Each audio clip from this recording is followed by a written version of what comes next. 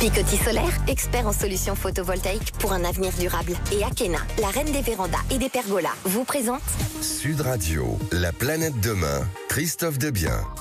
Eh oui, bonjour, c'est Christophe Debien pour La Planète Demain sur Sud Radio, l'émission qui met à l'honneur l'écologie positive. Alors, dans la seconde partie de notre émission, nous aurons le plaisir d'accueillir Laurent Bréboin, cofondateur et CEO de la start-up Cuts, qui permet de réduire notre empreinte carbone sans altérer la qualité de nos vidéos. Mais tout de suite, nous recevons Anas Eridaoui, CEO et cofondateur de Fungit, la solution pour une source de protéines saines, locales et à faible émission de carbone grâce à la fermentation de champignons. Incroyable. Bonjour Anas. Bonjour Christophe. Vous proposez de transformer l'alimentation industrielle en proposant des produits beaucoup plus sains et accessibles grâce à des arômes permettant de développer des ingrédients et tout ça pour rendre accessible une alimentation saine, locale et respectueuse de la planète. Mais vous avez créé Fungit, mais qu'est-ce que c'est précisément ? Ouais, c'est à peu près ça. Nous, avec Fungit, on a l'ambition de proposer des nouvelles manières de produire des arômes pour l'agroalimentaire. Et pourquoi on fait ça ? C'est parce que très clairement, lorsqu'on regarde la liste d'ingrédients des produits de tous les jours, on parle beaucoup d'ultra-transformation qui est néfaste pour notre santé et pour l'environnement. Eh bien, on s'est tourné autour d'un process qui est utilisé depuis plusieurs millénaires, la fermentation, pour justement produire ces arômes. Et on fait ça grâce aux champignons. Alors, j'ai lu que Fungit a fait partie de la sélection Innovation 2024 à l'occasion du SIAL. Alors, le SIAL, je rappelle, c'est le Salon international de l'agroalimentaire et qui se déroule à Paris. Mais pourquoi ? Parce que le jury qui est un jury assez exceptionnel, parce que je rappelle le SIAL est le plus grand salon du monde de l'agroalimentaire qui se passe tous les 2 ans à Paris. Eh bien, on a été sélectionné parmi plusieurs innovations pour avoir ce prix, et c'est la raison principale, c'est justement notre innovation et le fait que produire des arômes avec notre manière de fermentation est jugée suffisamment innovante pour être sélectionnée. Alors vous êtes ingénieur, je crois à la base, mais vous êtes vraisemblablement un grand passionné. Mais quel est précisément votre profil professionnel ? Alors personnellement, je suis ingénieur, plutôt généraliste. Je viens pas du monde de l'agroalimentaire. Eh bien, je me suis surtout entouré. Aujourd'hui, on est 7 personnes et j'apporte ce regard plutôt neuf sur l'industrie. Je suis extrêmement curieux. J'ai grandi au Maroc, donc qui a aussi teinté ma vision pour dire que nous avons d'autres manières de nous nourrir aujourd'hui dans des pays comme la France. Et donc mon profil, j'ai plutôt été amené à travailler dans des grands projets et à les manager et comprendre en fait justement ces complexités qu'on gère par exemple aujourd'hui. Mais d'où vous est venue l'idée de créer cette société, du moins ce système Fungit ? Elle est venue de plusieurs manières. La première, c'est en tant que consommateur. Je suis passionné de cuisine. Je suis passionné aussi de nutrition. Et lorsqu'on s'intéresse... Je vais vous inviter à la maison. Eh ben, avec plaisir. Et lorsqu'on s'intéresse à ce qu'on mange et d'où vient en fait ce qu'on mange, en fait, on se rend compte qu'il y a beaucoup de choses qui ne vont pas. Et c'est pas le problème des industriels de l'agroalimentaire, parce qu'ils essayent de répondre au mieux à nos enjeux. Et donc c'est d'abord de ce constat-là. Et la deuxième, c'est parce que de ma culture et de là où j'ai grandi, on a du vivant dans l'assiette, chose qu'on a perdue aujourd'hui dans notre quotidien. Et c'est avec on va dire ce parcours que j'ai construit cette idée, que j'ai construit cette envie, j'ai fait des rencontres avec notamment une chercheuse qui a travaillé avec nous au tout début de Fungit pour faire cette première preuve de concept. C'est là que j'ai rencontré mes 2 associés et c'est là aussi qu'on s'est lancé avec Fungit. Alors, je crois savoir que vous avez déjà signé un premier contrat de commercialisation de ces produits alimentaires, de vos produits alimentaires. Mais avec qui l'avez-vous signé ? On l'a signé avec une jeune start-up qui s'appelle Cocoriton et on est très fiers parce qu'on est considéré comme une start-up très innovante, donc qui a besoin d'avoir beaucoup de recherche et développement. Et donc cette bascule entre la recherche et développement et la commercialisation est très importante pour des structures comme la nôtre. Et donc on a signé avec Cocoriton qui vend aujourd'hui des alternatives à la viande pour en restauration collective, et ça nous a permis aujourd'hui d'avoir du Fungit dans les cantines scolaires de la mairie du 20e, par exemple, comme première commercialisation. Alors, les arômes Fungit seront-ils un jour présents dans toutes les cantines scolaires de France ? Est-ce que c'est votre souhait déjà ? Nous, notre souhait, c'est que nos ingrédients soient consommés le plus massivement possible, pour la simple raison que nous les produisons d'une manière qui est extrêmement vertueuse, qui nous permet d'avoir des arômes naturels. Et donc, plus ils sont consommés, et plus notre impact sur l'environnement et sur notre santé sera grand. Alors, on a des auditrices et des auditeurs qui vraisemblablement vont être très intéressés par votre activité, et notamment ce que vous faites avec Fungit et donc les champignons. Dites-moi, vous nous vantez, vos produits, mais pourquoi et comment croire en Fungit et en votre production ? Qu'est-ce que vous diriez pour faire comprendre ce qu'elle est cette production et comment y croire, comment croire à ces arômes? Si je peux schématiser, aujourd'hui, lorsqu'on achète des produits du quotidien, on a souvent dans les listes d'ingrédients ce qu'on appelle des arômes naturels. Et en fait, les coulisses, c'est que ce sont beaucoup des choses qui peuvent être chimiques, des choses qui peuvent être naturelles, mais avec beaucoup d'extraction, de purification, et qui conduisent déjà à l'ultra transformation, mais aussi à un prix qui va être plus élevé. Nous, ce qui a fait qu'on s'est lancé sur la fermentation, c'est parce que on utilise un process qui nous permet de valoriser des chutes de l'agroalimentaire, de les fermenter avec des champignons, des micro-organismes, et ça nous permet, grâce à ces champignons, d'avoir des arômes extrêmement différents, des arômes viandés, des arômes plutôt sucrés, des arômes qui vont être sur le cacao, et tout de manière extrêmement naturelle. Et c'est ça aujourd'hui qui nous permet de naturaliser les produits du quotidien et qu'ils apportent cette valeur sur les produits finis. Alors justement, parlons fermentation. Pourquoi produire des arômes naturels via la fermentation? Ça vient d'où cette idée? Ça vient de deux choses. La première, c'est qu'aujourd'hui, on consomme énormément de produits fermentés sans trop se poser la question. Le pain, le fromage, le vin, la bière. Et on est toujours très content d'avoir des arômes des arômes passion lorsqu'on consomme une bière, alors qu'initialement, c'est des céréales. Et en fait, c'est ça le pouvoir des champignons, des micro-organismes, c'est de donner des arômes extrêmement performants de manière naturelle. Et les Asiatiques l'ont compris aussi avant nous parce qu'ils l'utilisent beaucoup plus dans leur quotidien. Et en fait, on a voulu ramener cette manière de faire dans l'industrie agroalimentaire d'aujourd'hui. Et c'est ça qu'on a développé. Et ça nous permet de développer des arômes qui vont être extrêmement performants, naturels, avec cette technologie de fermentation. Alors, vous utilisez aussi des coproduits agricoles comme matière première. Mais pour quelle raison? Au tout début de Fungit, on s'est posé la question de ces champignons, ils ont besoin de se nourrir pour se développer. Et le système agricole est à bout de souffle et on est toujours en train de poser cette question-là, de se dire comment utiliser les ressources qui sont déjà disponibles. Et c'est typiquement les coproduits. Ce sont des chutes de l'agroalimentaire qui sont toujours consommables et qu'on a décidé d'utiliser comme nourriture pour les champignons pour qu'ils puissent se développer et produire ces arômes grâce à la fermentation. Alors, qu'est-ce qui vous distingue des autres entreprises, peut-être, notamment sur la fermentation utilisée par Fungit? C'est une fermentation un peu particulière qui est aujourd'hui très peu utilisé à grande échelle. D'ailleurs, c'est la raison pour laquelle on a gagné un prix qui s'appelle le concours national iLab qui finance les innovations de rupture technologique française, financé par France 2030. Et ça nous a permis justement d'aller explorer cette voie de la fermentation qu'on appelle solide parce qu'elle n'a pas besoin d'être immergée dans l'eau et on utilise très peu de ressources pour développer ces arômes, et ce qui fait aussi notre unicité, nous, avec Fungit. Alors, on a compris que vous aviez déjà créé de nombreux arômes. Pensez-vous aller encore plus loin? Oui, nous, notre ambition, c'est justement d'être dans les différents produits du quotidien. Et lorsqu'on dit ça, on sait qu'aujourd'hui, on a des produits qui sont très différents lorsqu'on parle des aromatiques. Et donc, on s'est d'abord concentré sur deux premiers ingrédients qui aujourd'hui sont sur le marché. Le premier qui va avoir un goût viandé, naturellement. Le deuxième, un goût cacao. Et on a d'autres choses en fonction des coproduits, en fonction des souches de champignons. On est capable d'explorer énormément d'arômes pour les industriels de l'agroalimentaire. Alors, vous parlez des goûts viandés. Et les plats végétariens rentrent-ils dans le spectre de Fungit? Complètement. Ce sont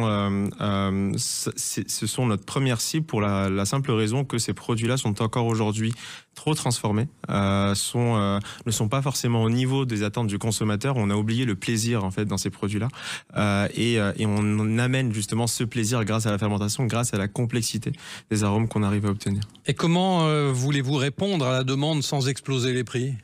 Eh bien, cette demande augmente. Et aujourd'hui, on se tourne vers la chimie pour pouvoir répondre à ça. Et donc, qui dit chimie, dit beaucoup de process d'extraction, de purification, et donc des process qui sont très coûteux. La magie de la fermentation, c'est qu'on a besoin de très peu de ressources. On est extrêmement rapide en termes de durée, et donc on est capable de répondre à cette demande qui grandit, et donc de proposer des arômes qui vont permettre de rendre plus accessible une alimentation saine et durable.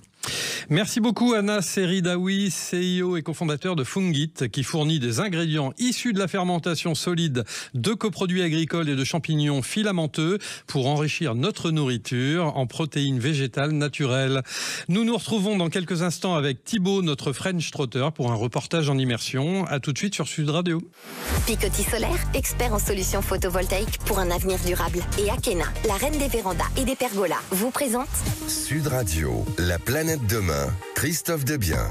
Nous voici de retour dans La Planète Demain sur Sud Radio en compagnie de notre French Trotter Thibaut qui a fait une balade à bord d'une Fiat 500 rétrofitée par Arnaud Pigoudines et ses équipes. Alors j'ai de la chance que Arnaud va m'emmener dans la Fiat 500 rétrofitée, cette magnifique Fiat 500 bleue. Voilà, on s'installe. Les ceintures d'époque, hein. Donc on tourne la clé, mais le moteur ne tourne pas. Évidemment. Du coup, on n'entend rien du tout. Ce qu'il y a, c'est qu'en dessous de 21 km/h, donc il y a un bruit qui s'appelle l'AVAS qu'on retrouve dans les OE, dans les autres véhicules, donc qui est obligatoire. Donc là, j'ai un petit écran dans lequel on voit le véhicule, sur lequel il y a la batterie, le pourcentage de batterie. On est à 97% là. Mode éco, régénératif, power, et donc en roulant, en appuyant sur Drive. Et la voiture démarre. Et donc l'électrique a cet avantage d'avoir une petite accélération qui est hyper agréable, surtout par rapport à une Fiat 500 qui n'était pas réputée pour son moteur. Hein. On n'est pas sur une voiture sport, mais voilà, on est sur un petit véhicule super agréable. C'est beaucoup plus fluide, c'est vrai ? Beaucoup plus fluide, les freinages est même amélioré parce qu'il y a la régénération de l'électrique. Donc ça freine quasiment tout seul. Et en plus ça remet de l'électricité dans les batteries. Donc on est vraiment dans une solution qui est hyper agréable. C'est silencieux, c'est-à-dire qu'on peut se parler, et ça, c'est inestimable. Un truc qui est génial dans l'électrique, c'est que comme on est dans les embouteillages la plupart du temps, là par exemple on a arrêté un feu rouge qui va prendre pas mal de temps, en fait c'est calme, t'as pas besoin de start and go, tu peux pas caler. En fait, t'es là, ça accélère pas, t'accélères, ça démarre, ça consomme pas pendant ce temps-là. C'est juste magique. Et ce véhicule, c'est un peu un best-seller. Aujourd'hui, on a plus de 160 commandes. C'est le premier véhicule que vous avez rétrofité ? Alors, les premiers, c'est des bus. Autant aller sur le bus qui est le plus complexe et le plus important. Et qui peut faire un bus peut faire plein de véhicules. Ouais, et vous êtes parti du plus difficile. Exactement. Et vous me disiez tout à l'heure, votre découverte de rétrofit, c'était aux États-Unis en 2016, c'est ça ? Exactement, en fait. Quand je me suis installé là-bas, j'avais une voiture ancienne qui tombait toujours en panne, qui était hyper géniale, que j'adorais, qui était une petite anglaise. Hein, et j'avais aussi une Tesla qui était électrique extraordinaire, mais que je trouvais particulièrement moche. Et donc je me suis dit, mais pourquoi j'aurais pas la simplicité de l'électrique, le fun de l'électrique aussi, dans un véhicule ancien avec lequel je roule. Donc du coup, aux États-Unis, comme tout existait, j'ai réussi à trouver des gens qui faisaient du rétrofit. Alors c'était du rétrofit à l'ancienne, hein. Ils désossaient des Tesla pour mettre dans des véhicules. Ça coûtait cher, mais c'était génial, hein, parce que sur des Porsche, sur des combis, sur des Volkswagen, des coccinelles, c'était un bonheur. Et donc j'ai réussi à avoir un véhicule électrique, donc une petite Porsche 914 qui est une sorte de Volkswagen améliorée. J'avais la banane. Les gens me regardaient en souriant. Alors là, tu ne le vois pas parce qu'il pleut, donc normalement les gens ils ont la banane quand ils voient ce genre de voiture. C'est vrai, ils sont étonnés. Et quand ils voient quand c'est électrique, c'est encore plus étonnant. Et en plus, j'avais le critère zéro émission californien. Donc j'avais tous les avantages sur l'autoroute pour me garer de la vignette. Et quand je suis rentré en France, je me suis dit c'est ça qu'il faut que je fasse. Merci beaucoup Arnaud pour cette balade en Fiat 500 électrique. Merci. Merci Arnaud, merci Thibaut et à dimanche prochain. Nous sommes de retour dans le studio de Sud Radio où nous avons maintenant le plaisir d'accueillir Laurent Bréboin, cofondateur et CIO de la start-up Cuts. Cette start-up propose de réduire notre empreinte carbone des vidéos sans en altérer la qualité. Bonjour Laurent. Bonjour Christophe. Saviez-vous que le numérique représente aujourd'hui environ 5% des émissions de gaz à effet de serre dans le monde et génère ainsi chaque année 1,5 milliard de tonnes de CO2, soit l'équivalent d'1 milliard de voitures en circulation. Et les flux vidéo représentent 80% du volume de données sur Internet et donc des émissions carbone de ces usages. Cuts permet de réduire l'empreinte carbone des vidéos de 70% en moyenne, à qualité égale, différence invisible à l'œil nu. Elle démocratise et promeut la compression vidéo pour toutes les vidéos dans le monde, permettant de réduire le poids des vidéos de 70% en moyenne, ainsi que leur empreinte carbone. Pouvez-vous nous dire ce que propose précisément votre start-up Cuts ? Merci Christophe, le pitch est parfait. Donc on est parti effectivement du double constat suivant, c'est que 1, les émissions de CO2 du numérique sont en explosion, et que 2, dans les usages du quotidien, ce que l'on fait tous, en fait la vidéo représente 80% du problème en termes d'émissions carbone. Et il faut savoir par exemple que chaque jour, 4 milliards de vidéos sont vues sur YouTube, et que chaque jour, 8 milliards de vidéos sont vues sur Meta, donc Facebook et Instagram. C'est-à-dire une par habitant de la planète. Voilà. Et cet impact-là, effectivement, est important. Vous l'avez souligné, on a les chiffres.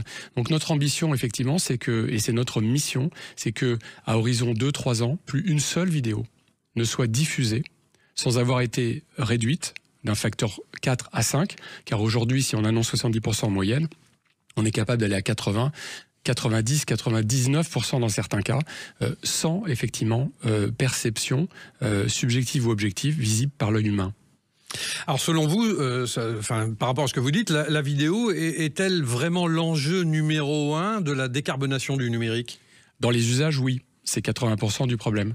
Donc nous sommes tous amenés, et tous les acteurs aujourd'hui, si vous regardez les formats, on s'attaque à tous les formats, hein, donc le format publicitaire par exemple, quelques secondes qui sont diffusés sur l'ensemble des réseaux, à la télé. Ce sont des formats que l'on appelle les vidéos organiques, c'est-à-dire celles que les entreprises mettent sur leur site web, leurs propres réseaux sociaux, leur newsletter ou leur blog, mais ce sont aussi finalement la pédagogie, l'éducation, qui se transforment de plus en plus en tuto ou en MOOC. Ce sont des cas d'usage que l'on a découverts avec nos clients au fur et à mesure. Et puis, c'est le cas des publishers, que l'on appelle les publishers, c'est-à-dire l'ensemble des émetteurs de vidéos, soit des actus, on parle de Brut, Vice, Combini, mais on parle aussi de BFM ou de grands groupes d'audiovisuel. Donc ça concerne tout le monde. Et si on prend un ou deux exemples, une vidéo par exemple d'un de nos clients, à travers les agences médias avec lesquelles on a des contrats de partenariat, les plus grands au monde, vous les connaissez, une vidéo de 16 secondes vue 53 millions de fois, c'est-à-dire un spot publicitaire classique, eh bien on a réussi avec notre technologie, notre solution Cuts, à éviter 27 tonnes équivalent CO2, juste sur un spot. 27 tonnes équivalent CO2, pour vos auditeurs, pour se rendre compte, c'est 35 passagers qui font un aller-retour Paris-New York. Mais c'est aussi, oui, c'est énorme, on se rend pas compte.